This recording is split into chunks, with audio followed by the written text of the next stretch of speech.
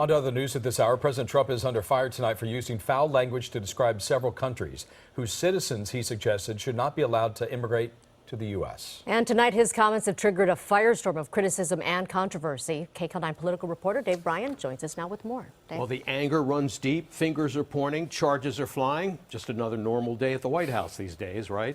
This is not the first time President Trump has been embroiled in controversy about his comments on racial issues, but some critics say this may be the most blatant example of his racial views. And it comes on the heels of a wildly popular Inside the White House book last week that raised more questions about Trump's presidency.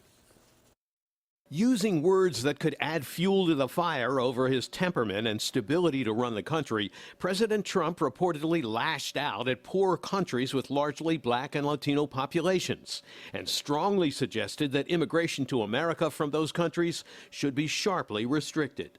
The Washington Post first reported the president was boiling over with frustration during an Oval Office meeting on Thursday, at which the negotiations with Democratic and Republican lawmakers turned to protecting immigration from Africa, Haiti, and El Salvador. Why are we having all these people from expletive-hole countries come here, the president said. Then he reportedly suggested instead we should be bringing in more people from countries like Norway, a primarily white Scandinavian country.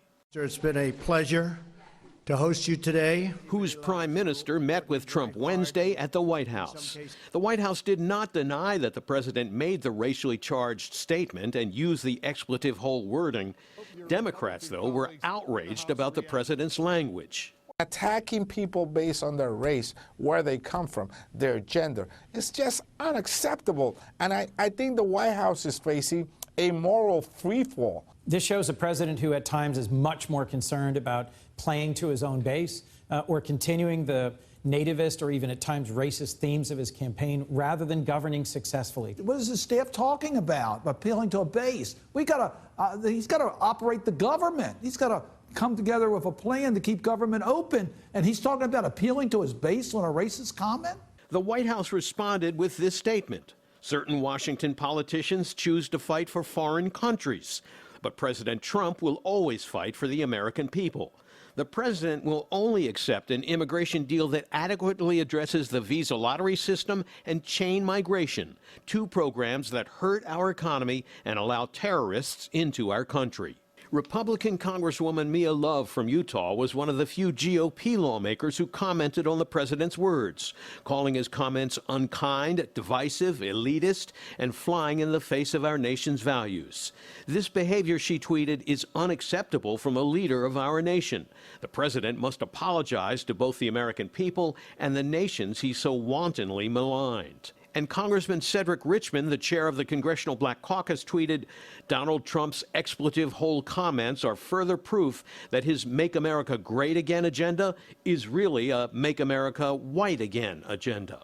The timing for all this controversy couldn't be worse. Congress is facing a funding deadline next week and is desperately trying to strike a deal on DACA to protect hundreds of thousands of dreamers who were brought to this country illegally as children and have lived most of their lives and identify as Americans.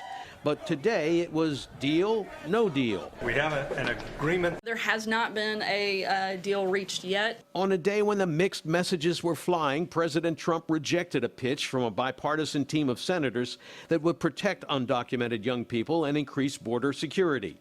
Democrats want to include DACA protection in next week's spending bill, but President Trump says any deal on DACA must include funding for a border wall, which the Democrats say is DOA. Nonetheless, the White House is still optimistic, at least for public consumption. If you're a dreamer out there, should you have confidence that this president is going to reach an agreement that will protect you from being deported? You should. Now, the New York Times tonight is reporting this is not the first time President Trump has used harsh negative language about Haitians. The paper says last year in an Oval Office meeting, the president complained about admitting Haitians to the U.S. since he said they all had AIDS, and Nigerians, whom he said would never go back to their huts. The White House strongly denied the president ever made those remarks. Jeff, Lena, back to you.